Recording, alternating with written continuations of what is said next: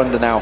And of course, remember, we'll go back to the history of Ninja Pyjamas shortly because Champion Select is back underway. Lee Sin and Cassidy being taken away. Interesting, Cassidy ban against Alex Sitch. And again, Fizz taking off Bjergsen. They do not want to see that fish getting through. Surprising too, they're just keeping him off as assassins. Even though they used 3 bans on Bjergsen last game, he was still one of their biggest problems. So obviously he's in a tremendous player and force for this NIP team. I'll see whether Zed sneaks through, but I've got a feeling Gambit will use that as their 3rd ban because we've seen NIP first picking Zed a number of times. So, final ban for Ninjas in Pyjamas right now. They're thinking about it, and it's actually Zach. Yeah, that's the 3rd NIP ban as well, even though, so they had control of Zach last game. So Shen or Zed, which way do they go? Yeah, this is Gambit playing a game with them right now. It's funny how both of these guys, that's the smart pick. Yeah. Because both of these guys have actually played a fair amount of Zed. Alex Sitch is 1-4 on it, and despite Bjergsen's amazing reputation, he's only 2-2 on Zed as well. I want to talk about NIP's game when they had Zed and Shen. It was unreal. It was insane. Well, you can talk about it. Well, I only saw it. I'm just wondering. I'm waiting to see whether Gambit actually go for it right now, because if they go for Thresh, they're going to have to maybe take the jungle, or they're going to have to take their Zed away, because I feel like NIP almost certainly will knock in that Zed. Yeah, if NIP gets a chance at it, they're absolutely going for it. There's a chance that Gambit feels like they can deal with this. Banning the triple things against Bjergsen and then still giving him Zed though would feel very misguided, but I feel like they're just going with MF and Thresh here, and they're giving it up to him. And I'm questioning the Twisted Fate ban that does go in there. So MF has been locked in, so Genja really wanted that, despite having a great game on Cogmore in the last matchup. Is Zed going to get locked in here? Or in Ninjas in Pyjamas, do they feel they're being baited into this one, maybe? It's weird, because baiting them into a really strong champion. Yeah, they're just kind of saying, like, I wonder. They've had so much success with it. Bjergsen hasn't necessarily shied off from it in the past. It was banned in the last game. It's almost like it's so perfect for Bjergsen to be like, how could they forget about this? That it then becomes a potential bait. Orianna is actually pretty good against Zed, and that is still on the board. So maybe that's a bit of hesitation that Bjergsen could have. I'm really not sure. They're a little confused about this themselves as well, taking a really long time to lock these last 2 picks in. Definitely discussions. Maluna sat there waiting the instructions. What champion do you want me to lock in? Will he go for the job? And they're going to take the Aatrox away, and there is the Zed. Yeah, that is the smart move for them right now, as well as having the Aatrox on their side this time. Because actually, Darian gave them a lot of problems with Aatrox in the previous game. That is a very scary lineup coming in from NIP thus far. Very melee heavy though, so they've got to be careful they don't get torn into it with big crowd control from Gambit. They could be ready for this, you know. Gambit could definitely be prepared here. They still have many picks to be able to come out now. I wonder what Darian is going to be going with here, because when he doesn't get Shen, and what most recently is his happy champion in Aatrox, he would just go in with a variety of different things. Nothing more than 3 times other than Shen this entire season for Darian. Interesting to see Genja discussing it there. Recall Alex Sitch and actually Darian and Diamond that were discussing at the All-Stars. Diamond was saying, you know, we missed Genja basically. We missed Genja on our team in the European All-Star team, because he's the one that kind of decides the team comps for Gambit. So he's the one that seems to be giving the discussions out. Not a great deal of crowd control as we were maybe expecting. And let's talk about these quick picks here, because Kale and it was Blues. Evelyn getting locked in very quickly there, but Caitlyn and Zyra almost insta-locked. Yeah, that's the happy lane for these guys. These long-range auto attacks across the board. And these teams, even though they started slow, they finished extremely fast. I really wonder about this Kale pick by Alex. Yes, you can shut down the death mark completely on anyone with Kale, but the team itself, I wonder if they have enough to hold themselves back about all the other onslaughts that NIP is able to throw at them, because everything on NIP is go in, and then they also have the Zyra to prevent maybe Diamond or Darian for diving in on them. It does seem like NIP picked a very melee heavy, maybe not too much AoE, but it's going to take me the whole game really to get through these competitions. I'm not sure. Yeah, there is a lot to go about this one. Talking about NIP, and of course, like we mentioned about the fact they had this double ninja combo. I believe it was Meteor Makers it was up against. So I don't know how much are we overly reading into that. Meteor Makers, of course, finishing bottom of the league in the European LCS. They have been on a bit of a slide, but overall, it was a massacre it was Bjergsen simply running around the map, and the problem was he was using that as the split push Z, which is probably what we'd expect from NIP here, and instead you'd normally see Shen split pushing, and this time, of course, he will be split pushing, but it's going to be 2 of them, because Standing United will get used. Yeah, it's actually kind of the question of what's better. One person split pushing, like a Shen split pushing, you can alternate the team, or another person split pushing, and a Shen can join him. And specifically with Zed, the Zed Shen split push is much better with Zed split pushing. Shen is a tremendous asset just alone to the team. All they have to make sure of when they're running this 1, maybe 2 split push combo is that the rest of their team has enough disengage and ability to not get dove on. And with Aatrox, Caitlyn, Zyra, it seems like they built a lot of it into their composition. And what I want to draw on is the fact that I'm looking across at the summoner spells, not a single exhaust being picked up by Gambit. No, they're completely banking on the fact that Alex can use Kale's intervention to stop the death marks. That has to be it. And then Aatrox, they might just try to kill him. We'll see how it goes, because we are now live for game 2. It is the European playoffs. It is the quarterfinals. The winner will be facing Lemon Dogs in the semi-finals. That will be tomorrow. And the loser, well, they're going to be facing off against Alternate in a playoff to see who will be in the relegation match. Not something that either of these teams will want. Of course, Gambit are 1-0 up. Ninjas and Pyjamas have to turn this tide around. And as it is right now, Gambit are the ones trying to set a trap. Gambit set a couple big traps at the end of last game as well that really turned the tide on NAP. And you have to wonder, with all of Gambit's experience and savvy, whether they're just going to roll through in this second game because it really mattered. Because I can remember so many tournaments in the past where they'd kind of grind their way up into the finals and then just flip a switch and power through a team. And we could see something like that here. Well, Diamond is the one doing the scouting here, stealthed out. Ninjas and Pyjamas wisely put a ward down in that river. That's going to spot out all of Gambit if they try to go for that late invade, which seeing they were thinking about. Genja and Voidal sticking around, so they're going to stay in that top lane, so it will be a 2v1 in both lanes. I wonder how that 2v1 is actually going to work out for them though here, because having Thresh Misfortune is an incredibly powerful dueling combo if you get any type of catch onto Mimer. And Darian has tons of experience running 1v2 as Renekton. It's pretty much the thing that Gambit did all throughout the spring split. Seems like Gambit might have a bit of comfort in the laning phase at least.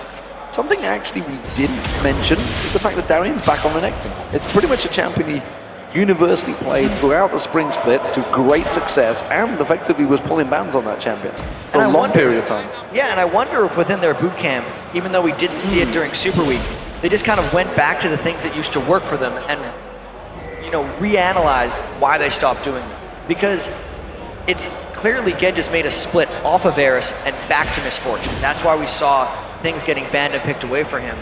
And maybe it's the same true for Darian. Past Shen, just go for Renekton. That's what you used to do. That's when it was working for them.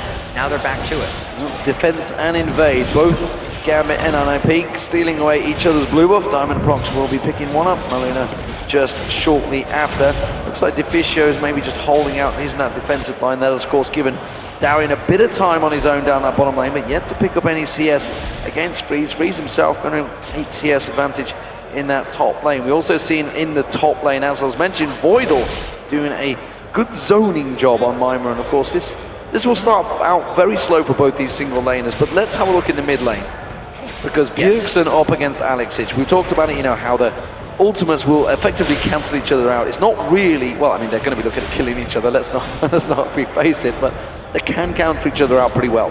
And it seems like Alex should have the edge in this lane for a while. He can keep his range on Bjergsen, and then as long as he hits 6 before Bjergsen does, is at no risk to that death mark. The risk he puts himself under, though, is how quickly he shoves the lane with this Kayle, and how aggressive he wants to be, and how that leaves him open to Maluno's potential ganks.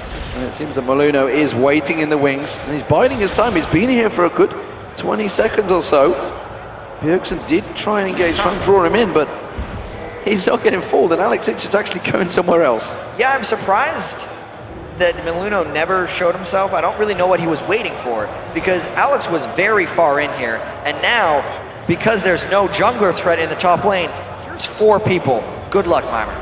Good luck, Mima. It is a Shen. A Shen is a very dangerous thing to dive, and at the moment, surely they realize, surely they mentioned and said, guys, the mid lane is completely missing right now. You may be having visitors in that top lane. Here comes Diamond. He's going to get on towards Mima. The slow gets it in time. There's going to be the hate spikes. They are putting a lot of damage down. It's going to get caught out. The ignite's there. They may get on towards Maluna as well. He has to use that dark path to jump away. Gambit committed extremely hard to that one. It actually seemed like Mima had a bit of a running start, then taunted and flashed, but because he got hit by Alexich's slow before that flash went after, Gambit could pile on the end and get that first blood. Fantastic start for them. Remember, of course, this is 3.10, so there's a lot of armor on that turret, so they're going to not quite be able to push that one down as quick as they'd like, I believe. And it's more interesting is how much damage Bjergsen actually managed to give out on towards that middle turret. He has gained himself a level advantage, which means he will hit 6 before Alex hits. That could be important. Yeah, Alex now has to worry about that small window where Bjergsen's going to try to kill him. He got a reward for roaming up top lane, and he needs to make sure that he doesn't get punished for it. So we'll see how it works out. Got himself the second Doran's ring and the boots. Meanwhile, Bjergsen went back and got himself Vampiric Scepter. Darian just holding off in this bottom lane. Darian comes down to help out, actually, to hold out that turret, and ironically takes a hell of a lot of damage. That turret taken very low, and in fact lower than Gambit took the top. Yeah, well, you gotta think, Gambit spent a lot of time diving through the turret, denying and setting up for that, whereas Freeze and Deficio have pretty much just been wailing on that turret the entire time. Even so, they're gonna get this turret first, despite giving up the first blood. So Ninjas in Pyjamas, they start off, the turret goes down. Caitlyn for Freeze has been very successful. Before that, of course, it was Draven who he had massive success with until the changes came through. Ninjas in Pyjamas, though, they are pushing in, and they maybe will try and change the lanes around across. Maybe they could go for that early dragon. 6 minutes in, Diamond Proxy is about to go face to face with Defrigio. Yeah, this could be a very interesting moment in the game. Are they really thinking about trying this dragon so early? They're tanking it with plants, but Diamond knows exactly what's up, and Gambit is thinking about collapsing in, but there's a lot of NIP members there. Yeah, Ninjas in Pyjamas, they are on the dragon. You can see the Gambit. Oh, it's actually going to be the Deathmark put on towards Diamond. He's going to dive in towards him. Deathmark will pop, but he's not going to get the kill. And now Darian turns the aggression around. Puts a lot of damage down on Bjergsen. Deficio also taking low. Alex Hitch coming in the backside. That's having to be a dark path for Maluna to try and get away from this one. NIP all backing away from this one. They did get the dragon down, but almost paid for it with their lives. Wow, that is the risky play that they had to go and make. They're now way up on objective goal because they got the turret and the dragon, and not even dying for that, despite actually pulling Gambit down afterwards anyways, is a huge win. So, Alex Hitch, he gets back into farming in that mid lane. He has it lit. Level 6 intervention is available right now, and of course, level 6 for Bjergsen. Deathmark was just used out. Gets himself that blade, actually Blade of the Rune Kings, what he's going to build towards a Cutlass has been picked up. So farm between the mid lanes, very even. Farm between the AD carries, very even. Diamond has been creating situations, as many as he can. Did almost pick himself up the kill there, but didn't get in there in time to take away that dragon from Ninjas in Pyjamas, while the top lanes, we did see the pressure in there, but Ninjas in Pyjamas, the pressure is in the mid lane, and now, after taking that bottom, they're pushing in. Yeah, this objective-based game might be working very well for NIP, as long as Gambit doesn't take anything too strong right back at them. We still haven't even gotten to the point where Bjergsen starts going around and trying to assassinate people. If they get a lot of turrets going down early, it could work very well as they develop their split push strategy. And it's the triple Doran's Blade, but this time looking at it against Freeze. How do you compare this one? The fact that he's gone Berserker Greave and a Vampiric Scepter. Now he's did he just go back and pick up that? No, he started out with Doran's Blade. I'm losing my marbles. But it's against the triple Doran's Blade for Genja. Yeah, I like it for Freeze because honestly, Freeze has an extreme amount of experience on this Caitlyn champion, and it's been his by far most successful competitively. He knows that he needs those Berserker's Greaves to keep distance with Genja and kind of use his extended range as a big pole to keep Genja away. So no matter how much strength Genja can get with those 3 Doran's Blades, he shouldn't be able to out-trade Freeze. So, talking about trades, these bottom lane right now, Darian is in there and he's up against Mima. Mima is way off in CS. It's 30 CS behind on Darian. And that has a lot to do with the kill that Gambit was able to get on him beforehand.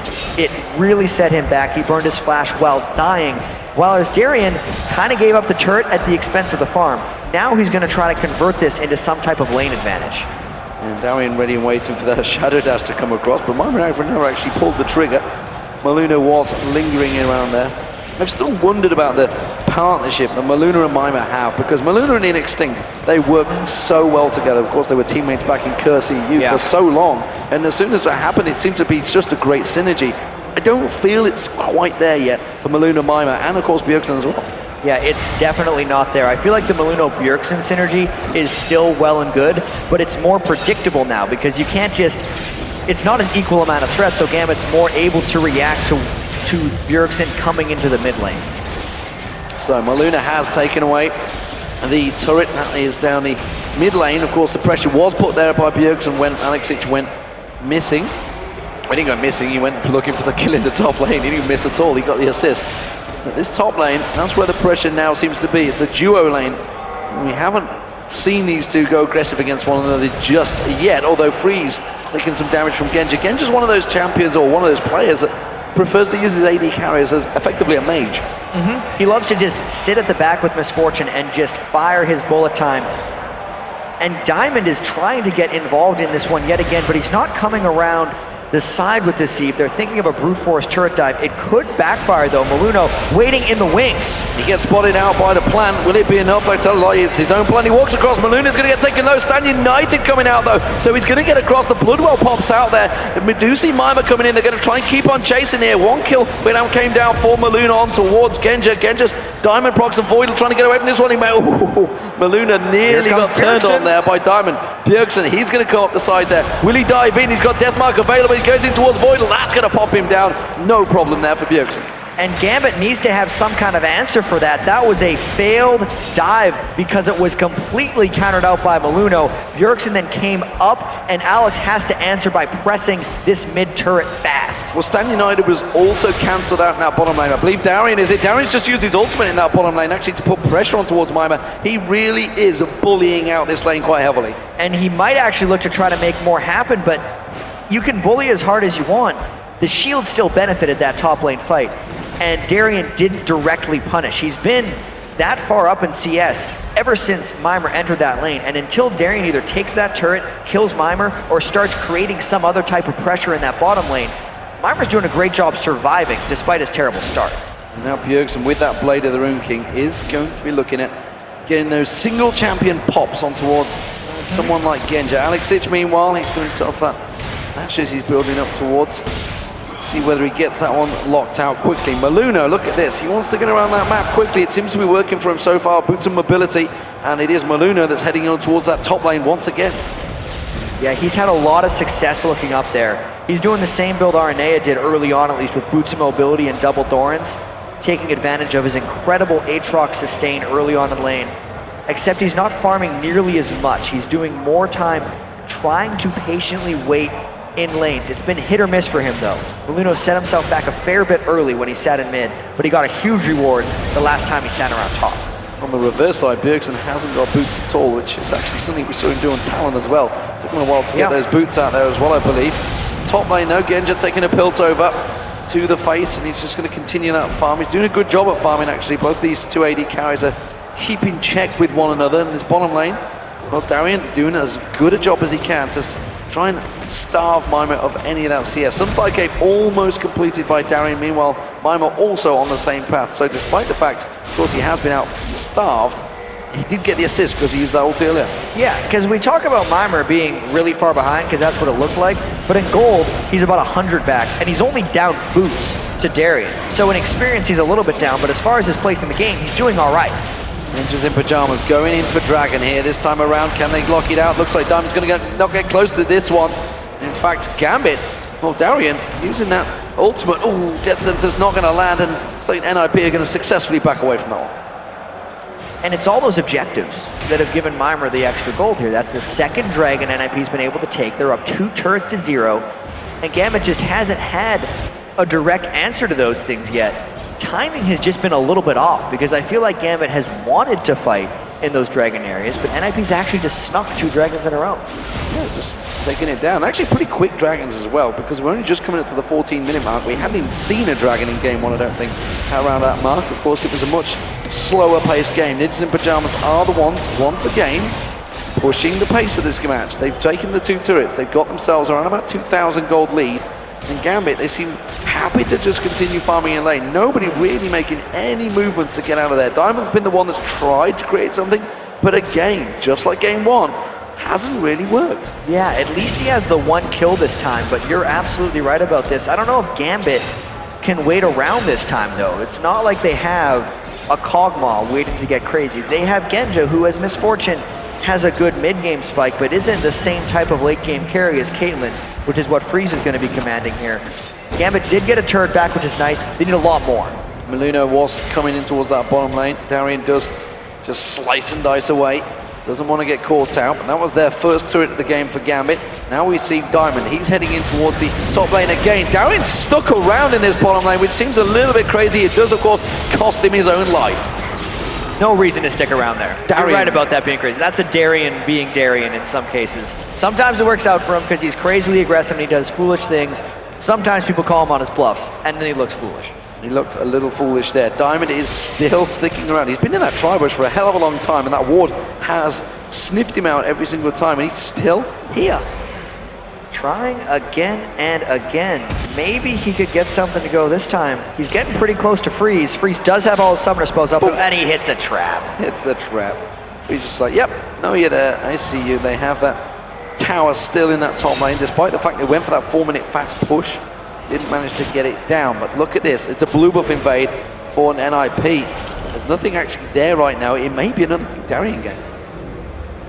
They could be waiting in the wings for him. They could get him as he's running back towards the lane. Darian's got to hug that side right now, which is a smart thing to do. And it was a move by NIP where they're trying to get a quick payoff because they just caught Diamond in the top lane, so they knew they wouldn't be outnumbered in that fight. But Darian played it safe for a brief moment, then just decided to go all the way in. Well, sometimes it works, like you said. Darian is Darian. He will have his moments in these games where often it will work out, and he's going to continue farming in that bottom lane. And even his own team said that sometimes. It's like, well, you just got to hope he doesn't feed the opposition too often, and sometimes it works wonders for him. But NIP, after taking down those original couple of turrets, that's a lot of damage on Maluno there from Alex Ich. Diamond looks like he could sense blood there and went straight in towards Maluno. Bjergsen keeping him at bay. Still didn't manage to burn any summoner spells out of Maluno though, and it's a 2-0 Aatrox, so they actually want to get some of that shutdown gold on him fairly shortly. Considering there's been so many objectives taken by NAP, the gold in this game is actually pretty close. It's because everyone on Gambit is farming very well. It's something they actually do. I mean, we often notice it, even when they can go like 10 kills behind, they'll still keep up there with the gold, generally because they outfarm the lanes. You can see, obviously, the top lane, Darian and Mima, they've got that big advantage. We talked about it earlier on because Mima got seized out there, but it's actually stretching. It's up to 50 CS now. Yeah, it's just growing and growing here. Even though Freeze had those early Berserker groups that we thought would keep Genja at bay, but it just hasn't been the case. I'd say Diamond helped out a little bit by showing top multiple times as Eve. It's still mainly in the performance of Genja and Voidal though. There's a battle of postures in that mid lane. Gambit looking to go creative, but instead it's going to be Alex Ich that gets dived on, use that intervention to cut out the death mark. This is what we talked about, the cancellation of it. But Mima comes in, Shadow Dash gets in there. He does take down Diamond. Now he's going to get turned on though. Mima is going to go down. Maluno was very low in that. It was a 1-for-1 trade, top laner for jungle. I think Mima was rather shocked at how fast Alex and Darian were able to take him down after he'd gotten the kill. 1-for-1 initiated by NIP. I actually feel like that makes Gambit feel fairly confident because they got a little bit surprised there and then still got the turnaround kill fairly quickly on a very seemingly tanky Shen with the Sunfire Cape. Yeah, because, I mean, overall, Maluno and Bjergsen both almost went down. That was almost a triple kill for Gambit there. They do take themselves a tower. That's the second of the game. And Darian, well, he continues to be a pain. He's the pressure. There's the ace in the hole landed on Genja. The shield did come out, but just a little bit too late from Voidal. And the farming continues between these two AD carries. The bottom lane, Alex Ich, look at this. He's trying to do a split push. Maybe this is a sign of the future. Is it going to be Alex Ich split pushing here, or will it be Darian? I feel like it's Alex Ich who's going to be the answer to Bjergsen. If Bjergsen's the one split pushing, if Mimer's the one split pushing, they're going to send Darian. I think that's their two options. The only thing Alex will have to then be worried about is the double ninja split push when Shen comes in on the back of Bjergsen. I don't know if he's going to be able to deal with that one.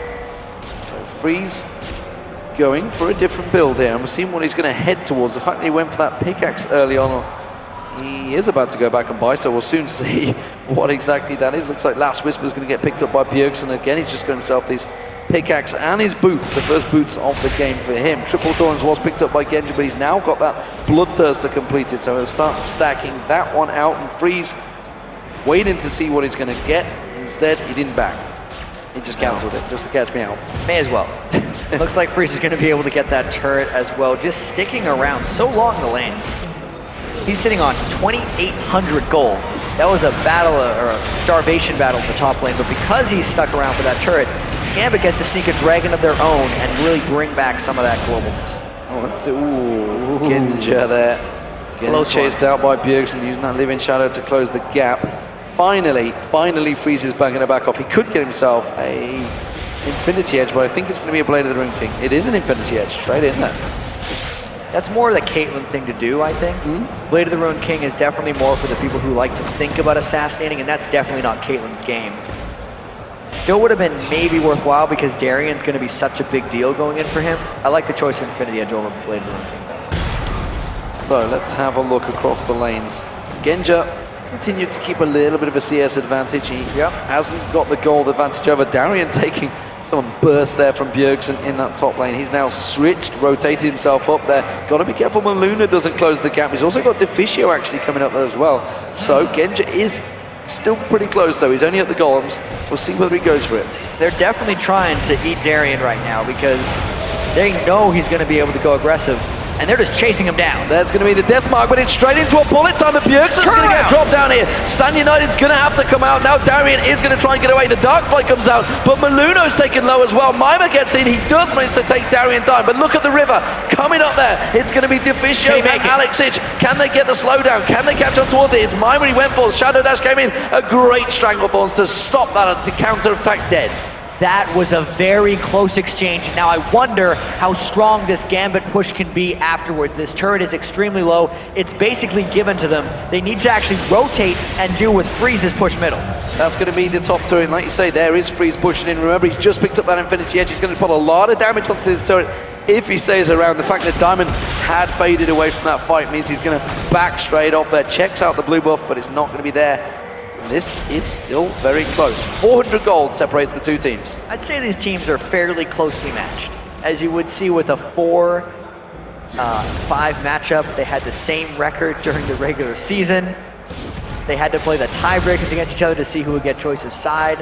And then all of their games have been, at least the last two, have been absurdly close so far here at Gamescom. And to be fair, Ninjas in Pyjamas, they came out of the ashes effectively, because the Copenhagen Wolves is what they started out as way back in Poland, of course, when they qualified.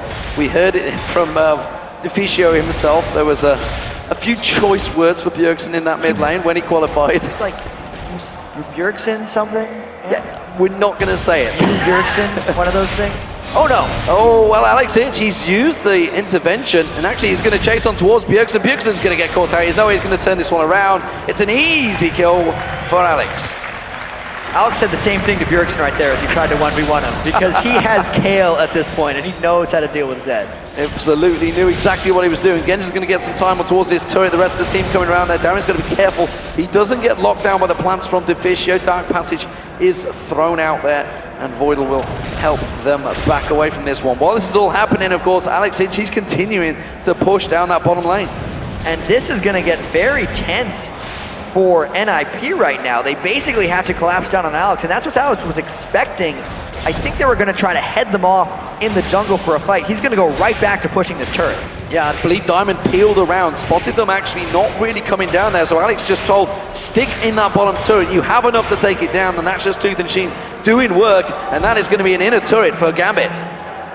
Yeah, that was a great play by Alex, and it's becoming clear now, as Gambit has finally pulled ahead in this game and Alex can get away from here, why they left the door wide open for the Zed pick and said, Bjergsen, bring it here, because Alex has wanted to play kill this whole time.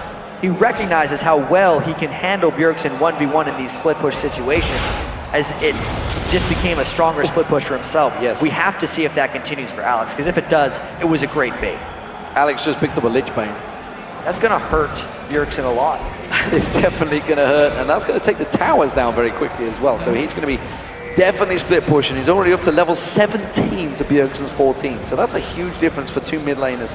And of course, that is down to the pure fact that Alex has been off split pushing for quite a while now, and he's going to be hitting level 18 very soon. That's going to put a 4-level differential between him and Bjergsen. There's nobody on that team that can stop Alex right now. No, and I'm really liking what I see from Gambit in this game, because they had so many struggles in this last split, but this is reminiscent to me of the type of Gambit we saw at IM Katowice when they beat CJ and just Blaze and Frost like back-to-back. They're doing all the same playstyle things they used to do. You look up from your screen, you realize Alex Each is 50 or 60 farm ahead of the rest of the team, because the team is channeling all their free lane farm into him.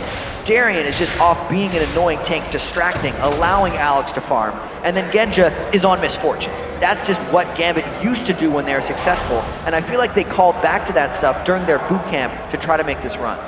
Seems to have worked. Bjergsen back in towards that bottom lane, trying to counter everything that Gambit are pushing. And I was mentioning the history, of course. So they were the Copenhagen Wolves. They were 0-9 in the spring split. NIP know what it takes to come back from these situations. They've had to battle when Bjergsen joined the team. Of course, they've had a bunch of changes since then. Of course, we saw the top laners changing twice in the summer season. Yeah. Nixting came in, now Mima. The junglers changed around as well. Maluno came in, replacing off Sven Skerren, who was famous for being interrupting as Freak was putting it back in the spring. And of course the AD carry changed around. The Tess used to be in there, but Freeze, since Freeze joined, actually has formed a really good relationship with Diffusio, I feel. Yeah, Freeze is actually 13-9 since joining, as is the rest of the bunch that joined mid-split, so they've definitely overcame a bit of adversity already, and they need to do a bit more now, down 1-0 in this playoff game and trying to make this split push happen top, whereas Alex is just kind of trading it, going bottom himself. Well, this is the double ninja push that we were talking about at the start. This is how it works out, because you can't stop them. You have to effectively send your team there, but the fact that Alex has got so strong, he's actually got a 6-level advantage over Diamond right now. Diamond's only at level 12, of course, the jungler, because Alex is just way ahead of everyone else. Yeah, Diamond's actually fallen farther behind than he typically does on the jungler. He's even a level behind Maluno, which is fairly rare back in the day when the Diamond would fall behind because he was such a ferocious counter jungle, but it just hasn't worked out for him in this game because they've been giving so much of the farm to Alex. And I feel that Diamond actually has struggled out this whole season. Certainly season 3. He's been struggling to find his main champion. I mean, he discovered a couple, of course, don't forget. He pulled out Nasus and Volibear in the spring, but in the summer, it's not really worked out for him. He's tried Udyr a couple of times, hasn't really worked out. Of course, I know you're a big fan of it yourself, but it didn't really work out for him. Well, he went 3-2, but every time he just got countered so heavily. Yeah. He's tried Evelyn a lot of times, actually, this split. Sometimes it works, is what I mentioned. Sometimes it works out very well. That Death by Graspy just picked up, so yeah, he's going to be looking to pop people now. He's only been 2-4 on Eve, as you say, and I think it's very telling that Jarvan was his most played this split, because it just shows, like, clearly he's not a Jarvan main. Like, that's not his champion. But because he didn't have anything else, he played a lot of Jarvan. And he did this Deathfire Grasp thing last game as well, if not a little later, but he must have really liked it because he's going to go, and I actually haven't seen him flanking that much in any of these team fights, but he's going to try to make that play with the DFG, as you said. Darien, is that a double click? What's he going there? Double chain vest. One's for the GA, the other's for the second Sunfire. Planning ahead. I don't know. Not sure if that was a double click, but look, the split push continues from Bjergsen. He's actually starting to get those levels going now, and he's going to start becoming a pain. They're going to have to deal with him. They have to start countering him. You can see he's just going to back off there, realize the rest of Gambit closing in towards him. He should get away from this one. Alex will know straight towards that bush, but I don't expect he will go for him. No, he's just going to back off, and this is going to keep it in a 4v4. Yeah. So let's look at these two teams in that 4v4 cluster. Yeah, so assuming that Zed and Kale are completely out of this one, it's a tough team fight for both teams. I'd actually say Gambit would have a slight edge because they get a soft initiation from Diamond, and then if Darien can lock anyone down, that means Genja will be able to finish him off with the bullet time. Whereas if you look across to NIP, they essentially have to go in straight with the flash taunt and then don't really have any type of AoE damage if they get into one of those big fights. Genja off on that top lane farming, so NIP realize they have an advantage in numbers in the mid lane. They may try and push this one down in towards that inner turret. Instead, they're just going to hang around. They may try and catch on towards Darien. The grasping roots do get in there. The death sentence thrown out from Voidal, but Darien just turns it back around, goes aggressive. He was in a 4v2 there. That's one way of turning it around. Just pretend like you have more people there, because they didn't. NRP didn't know that Genja was farming Wraiths. Darien did, and he decided to go in anyway, and that's what scared him off. Call my bluffs. It seems to be what it was. Bjergsen down that bottom lane, seeing if he can push in, but he doesn't want to go too far. So this tells me that Bjergsen is very nervous about facing Alex right now. And he should be, because he can't kill him. And Alex has so much damage. Bjergsen as a Zed is not going to itemize magic resistance. That's not how you play him as a full assassin. It's almost like Bjergsen's priorities might have to change a little bit. Like he's trying to stall a little bit with his split push, but he can't go ahead and actually do it, because Alex would just kill him. Well, Bjergsen needs to find teamfights where he can get Genja. He just picked himself up that Rabadon's death cap. He's up to 340 CS, 20, just coming up to the 30-minute mark. He's decimating everything at the moment. In the jungle, the lane, the players, 2-0 up. He's just plowing through. Double buffed up. Now he's heading down to the bottom here. If Bjergsen sticks around, we may well see them duel. Ooh, all Alex has to do is have a bit of patience, or just charge him. One of those two. Oh wow, Bjergsen's going aggressive. Intervention being used there by Alex Itch. A lot of damage coming down, forces the flash out. Wow! But it's Alex Itch that turns it around. That was through Stands United. That was the double ninja attack, and Alex completely pushed it back. Wow, Diamond was just coming around to help out there. So I'm here to cover you. Meanwhile, Darien, he's on his own again in the mid lane. 3v1, and he's just still pushing. I have to say though, that was a surprising amount of damage from Bjergsen. Free intervention from Alex. That fight could be close throughout the game. That's a good shadow dash from Mima on towards Genja, and he's not too worried about this one. Remember the Bloodthirster, he's getting that lifesteal back. Mima's in trouble here. There's a big group of minions. He's waiting for Freeze to come around the side. He will not get the final kill. Voidal comes in. Genja does manage to pick up the kill, and now Voidal tries to lock down that AD carry. Buys time for Darien to come across. Bullet time nice shreds it down, and it's Darien that picks up the kill. Stranglethorns wasn't going to be enough from Deficio. And Gambit really turning the tides on this game now. 3 people dead for NIP, everyone alive for Gambit, and they're going to try to rush down this Baron before Maluno can get there to smite it away. And more importantly, the Stranglethorns was just used, so there's nothing to interrupt Gambit right now. Bjergsen could come in, but it'd be suicide for him. Maluno was thinking of getting close, but that is a nice, easy Baron for Gambit. And it was all set up by awesome team fight, teamwork. Watch how Genja barely ticks out Mimir there with the last little bit of dot damage, and then Freeze really feels like he can get Voidal down, but everyone collapses in at just the right moment. Darien then stuns Freeze within the bullet time, just in time for Genja to flash over the wall. Everything worked out for Gambit there. Everything in perfect combination. So, Gambit, they are in the driving seat. They have the Baron on. Split push has been working. Alex Itch has already proved that he can take down Bjergsen and effectively Mima's giant shield. Bjergsen not too sure what he was waiting on the timer there. He was trying to give the red buff across, but instead he has to react because Gambit, they're pushing straight up mid. Yeah, he was delaying that. It tells me Bjergsen's not confident in his solo ability, that he wanted to give it to Freeze, because Bjergsen might be transitioning into teamfight mode right now, which isn't necessarily the best mode in the game for Zed. Gambit with the Baron buff and a very tanky Darien, still sitting on those double chain vests. Who cares? Pushing up that turn.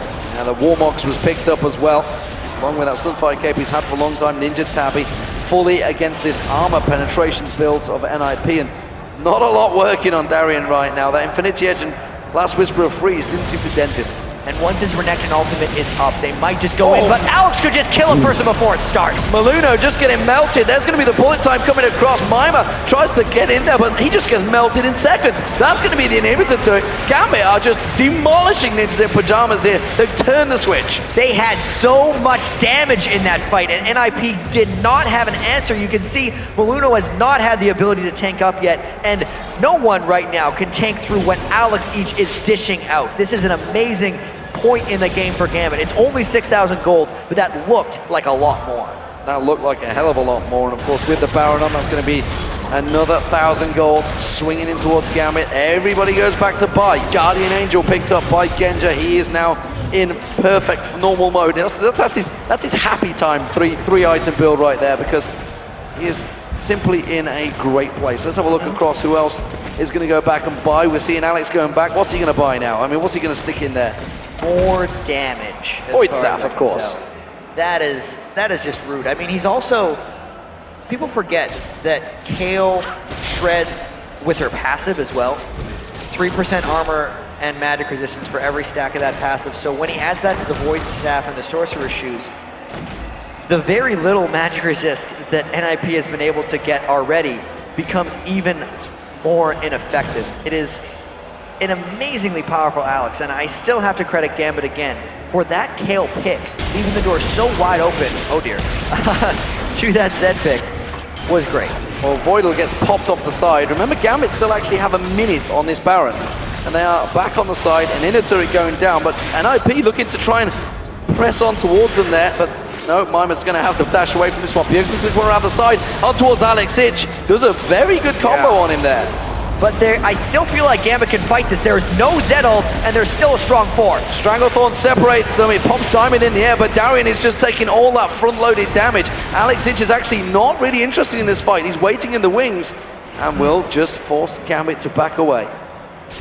Fairly interesting choice there from Gambit, because I think they could have opted into a risky team fight, and if they lost it, it would have given NIP a lot of control back in the game. But since they were down Voidal, thanks to him getting caught in the mid lane, even though I think Gambit could have won that fight, they actually opted for the safe option, knowing this win puts them into Season 4. And yeah, this is just the catch on to Voidal. Bjergsen caught him with an ultimate, the Lino comboed in. There was nothing he could do. Yeah, that was, I mean, Bjergsen aside from not be there in the first place.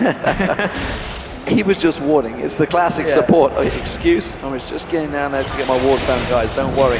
Blue buff will go across towards Alex Ich, and the dragon was already taken, so they're just going to motor on down towards his bottom lane. So waves are all pushed in, inner towers all down. Next focus is the inhibitor. And question is whether Gambit now have that siege potential, whether they can break through NIP's defenses. So we had the exact same situation in the last game, with the mid inhibitor being down, while the bottom inhibitor was being sieged by the team that was ahead.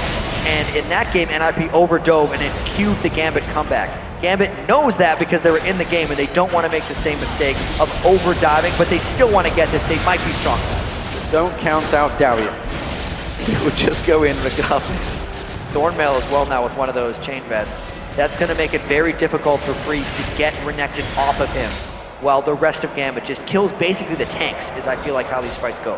I feel that Diamond's actually building towards a Guardian Angel as well. We can see Genji's already picked one up of his own. And NIP, strong defense, but there's a big minion wave on that top, and look at Diamond. Diamond's actually pushing around the mid. He's going to get spotted out by a ping ward though. He's trying to come around the side. DFG on towards the Deficio. Bullet time comes through. He gets interrupted. Genji is going to have his Guardian Angels popped, but Alex Ich has gone down. Mimer's shot standard down.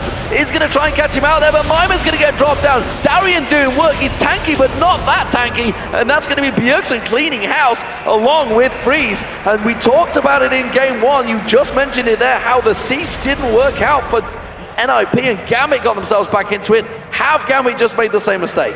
That was so close. Watch how Alex gets bursted down. It was a taunt into dead. Mimer used the taunt flash in combo with Bjergsen, and that's the way NIP was able to start this fight. With Alex gone, they had the edge. They just out-damaged them throughout the rest of the fight. But blue buff taken away, Baron up in 1 minute, and everybody on Gambit will be up in time. So NIP successfully defend the turret. Remember, they did take down the middle inhibitor. Super minions were coming down there, but that has all been cleaned out. Maluno eating up that gold, of course, and that's going to help him out because he was falling behind. He's got himself ahead of Diamond Prox now, continuing that farm. A 4-0-3 Maluno by half. Yeah, that's a very good score for Aatrox, and he's now trying to farm himself up a little bit more, knowing he needs to be a supplemental damage threat, since all of their single target damage from Bjergsen, if they don't get a perfect fight, is somewhat negated by Alex's intervention. They have to be able to threaten multiple targets very strongly. And just to even add on to that, Freeze's damage right now is actually very subpar until he can cut through Darian. All the more reason for Melino to be stealing a bunch of farm. So, Ninjas in Pyjamas, they're feeling a little bit sure of themselves, and Bjergsen actually trying to get him towards Alex Ich. This is a straight engage. Alex Ich is going to get dived on. Didn't manage to get his ultimate out. Intervention wasn't even used there, and he gets dropped by Bjergsen. Now Genji's going to get focused on. He gets dropped. This is going to be Ninjas in Pyjamas surely coming out on top. Voidal up the side there. He's having to run away. There's a lot of damage still from Gambit. They have to be careful because NIP are all low, but it's a 2-for-0 once again. And as long as Mimer can land taunts onto Alex each, the double ninja combo will work. Alex went full offense up until about a second ago, where he realizes he might need that Guardian Angel, because 2 fights in a row, him not getting off intervention and getting hit by taunts, have cost them the fights. Darian has no cares. He's still pushing down that mid lane. He wants to get the inhibitor. May as well. There's only 5 members of the enemy team to stop him. I don't think he's gonna get it. This is just that fight once again. Watch Mimer turn right onto Alex and how Bjergsen was around the back. As soon as that happened, the fight is essentially decided. Alex needs to sit much farther in the back of these fights. Yeah, Bjergsen didn't even use the death mark on him. Didn't need to. No. He used the death mark on Genja, and Genja got popped by that death mark. So Bjergsen really doing a great job, along with Mimer there. Mimer, who actually was punished so heavily, he's almost 100 CS behind Darian, but kept himself in the game. Yeah, at this point, he's only needed for his taunt. And look at the flank, 2v whatever. That's going to be Guardian Angel used, and that's Diamond Prox that's going to get dropped. He's going to pop back out of this one. It's effectively useless, and Bjergsen picks himself up another kill. Yeah, but they finished off Freeze in this one, so very effective kills here. I gotta say, I wasn't expecting that. I was very surprised by their flank around the back. We were amongst all of this. It's now Gambit with a power play because Alex still has all his stuff up. And as long as he doesn't get caught in a taunt, Gambit will win these fights. Well, they all get slowed up, and Darian is going to get healed up. Alex just heals doing just about 450 there, hit point heal on Darian, and effectively didn't move him because he's got a hell of a lot of hit points. Red buff being picked up by Alex Ich. Everybody on the team's backs off. Everybody buys. Everybody gets themselves stacked up. We're starting to build into scary time, chat. Everybody's starting to get those full item builds. There's a lot of full item builds already. How is this looking? Because these team fights are very close, and I don't think this gold differential of about 6,000 really tells the story. No, not at all, because so much of these fights revolve around very brief decisions and Shentons at this point. Because Alex is built so squishy, and because he's such a reactionary counter to Bjergsen's damage, the fights are just immensely swingy by nature. Yes, NIP has won the last 2. That doesn't mean that they can continue to win them if Alex each gets the right combination off and can just auto-attack a few times in a team fight with this amazingly farmed Kayle build. This is an incredibly tense situation, since the later we go into the games, the longer the death timers become, and the next fight could very well mean a Nexus if it's a clean sweep. Bjergsen stands and waits, and Gambit not actually falling for this one. Remember, that inhibitor is exposed, and Ninjas in Pyjamas starting to push around. They make them dashing out the side. Mimer This is good. chooses against this one. They're going to come behind Gambit. No, they're not. They're going to have to back away, and that's going to be Gambit with the inhibitor. They could not make it through that jungle. Darian would have cut them off. They would have had no access to Alex each. This is a tactical outplay. Now they're going to try to get through him. We need to watch for Alex. Can he stay safe? Can Voidal stay safe? He gets dropped, so that's going to be Mimer, though. He's going to get popped in there. Intervention on Alex Ich has already been used, but it's a bullet time coming out. Alex Ich gets dropped so quickly. Maluno is going to go down. The Guardian Angels will come out. Sorry, it's his Bloodthirster will manage to get in there. Darian trying to jump away from this one. Genja is getting back up, and he's taken straight down. Freeze is indeed wrecking them. Diamond Prox has to run away, and it's NIP on top once again, 3 for 2. And these fights are just so explosive. We can see it there. NIP fighting them off one more time there. That fight was a little bit too crazy to follow. Yeah, that was spread. The big thing here, let's see. Alex does get taunted, but it's basically a giant cluster everyone gets caught in right here. So people forget about Freeze. There was so much focus on Bjergsen since he ran straight through them that Freeze was just cleaning up the backline. And additionally, Freeze didn't have to start with Darian. Because of the awkward positioning of Gambit's inhibitor push, it was a strange initiation, and Darian couldn't lead the way. Very close, and well, we talked about it. Gambit, when they pushed that bottom lane and then got turned around by NIP. The exact same thing happened in game 1. NIP lost that game. Have Gambit gone into the exact same problem that NIP suffered in game 1, or will they stick this one out? Dragon's going to get taken by Diamond. Yeah, but at what cost? Because there's a Baron being ran at by NIP. And this game has remarkable parallels as well, with the misfortune being on Gambit's side, not nearly scaling at the level of Freeze and being incapable of dueling him late in the game. This is now becoming very scary for Gambit to almost have the absolute reverse happen to them to what they did the last game. So Diamond now has himself a Guardian Angel, so he's completed those double chain vest he had very early on. Chain vest hasn't been turned into a Guardian Angel by Alexic yet, still waiting to get some of that gold on there. Bjergsen was off on the side, split pushing there. Wasn't visible though, so Gambit didn't realize they could have pushed straight through there, maybe gone towards that inhibitor instead. They are much more cautious this time around. They're not going to make that mistake again. They're really just hoping to get something around the Baron area, because after losing 3 fights in a row, you definitely lose your confidence, and for good reason. There's a reason they lost those last 3 fights in a row. It's because NIP is very competitive with them in those battles. Voidal hasn't got an Oracle, I don't believe. He managed to spot it out. Gambit are going to pick up the Dragon this time around. That's going to keep the gold, 7,000 gold in their favor, but that's 61 to 68. It's not such a great big advantage. It's stuck around that way for a long time. Darien is going to clear out that wave. NIP waiting to see if they can catch something in the bush. They're going to keep sweeping out those wards, and Gambit are going to see them doing it. Will we have the same happen again? No, they're not going to fall for it this time. They're not going to rush that mid. No, because there's even more at risk. But Darien gets caught out, and he's taken very low. Not very low. The heal from Alex was a giant chunk back for him. He's taken a little bit low before this fight. Took a little bit, but look at all the Guardian Angels now, Jack. There is one on Darien, one on Diamond back up. Alex Itches is back up. Genji's actually almost come off cooldown, and yet there's only one Guardian Angel on the NIP, and that's still down. I mean, this is something Gambit is known for. It's been debatable about whether this is actually a good choice for them in Season 3. This is a slightly new Guardian Angel on the 3.10 patch as well. Yes, they have the extra lives here, but if they don't have enough damage to actually get rid of Freeze, Freeze will just kill you twice because he's got consistent DPS. So there's a big wave on the top and bottom pushing through at the moment. Somebody eventually will have to deal with those. And that may be what Gambit are waiting for. You can see Alex Itchy stealing away the red buff at the moment. He's going to have that coming into this next fight. He's got that brilliant spot glowing around him.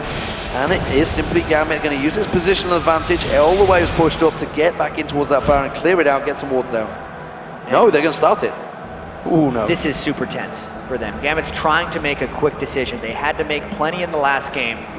And with Freeze not there, it would have been a great time to go in, but they didn't know that in essence. And they're scared of maybe flanking in at exactly the right moment. With that monstrous mini wave in the bottom though, Gambit has every reason to at least pressure an engagement. That turret is down to about a third hit points, maybe a quarter at best. There is a siege minion in there as well, so they're going to continue pushing on towards that tower. They're going to have to deal with it. It's Miner that's gone down there. Has he got time though? Because he's going to have to use that standing on it. He's turned back around. They're going to lose it. Too fast. This Baron is going down way too fast. They're going to lose the turret anyway because he decided to go back up, and now Gambit has Baron, and can they catch them in a fight? They get a hawk! The death sentence on Maluna, he just gets dropped. No! He gets away, just trying to use the dark flight away, but it's going to be Darien that catches on towards him. His passive is popped. Maluna's going to come back up there. The dark passage is not going to be able to be picked up. Instead, he's going to get dropped down. It's now a 4v5. Diamond tries to chase back on towards the Fisher, forces him away. There's still minions on the bottom, by the way. They're pushing on towards that inhibitor in that bottom lane, and Gambit suddenly gain every advantage. And they can keep the pressure up here, even though they only got the 1 kill. They have the minions. Everything on NAP is getting pushed back. That's going to be the inhibitor in the mid lane going down. They're going to rotate straight down to that bottom. Alex is going to keep on there. He's going to flash engage. Whoa! Freeze just gets popped. One shot from Alex. The Lich Bane does its work, and this might be enough. Bjergsen is still on the board. Gambit's going for the win. They're going for the Nexus turrets. Gambit Gaming already 1-0 up. They're looking to close out this game. Bjergsen's going to try and turn it around with the intervention. Will it get used on Diamond? No, he just eats the pop anyway. He's got the Guardian Angel. Bullet time comes out. The Nexus turret will go down. It's Gambit Gaming that will be facing Lemon Dogs in the semi-finals. That, of course, means the Ninjas in Pyjamas are going to be facing Alternate tomorrow. It also guarantees Gambit's spot in the Season 4 Spring Split. That was a split-second decision. Even though this was a 2-0, those were incredibly close games. And that pop that Alex put on Freeze at the end of the game was too fast for us to even catch. Yeah, he just got melted in there. Ninjas in Pyjamas, well, they're going to have to talk through this one because Gambit are successful. It was a 2-0 for Gambit as well. A strong performance, but not convincing. No, not convincing at all. Yes, they're going back to a lot of their Season 2 tendencies, which got them through to this point. Very good for them, and they have to, you have to be happy about this win. But that's still not the old dominating Gambit we're used to. They still have more.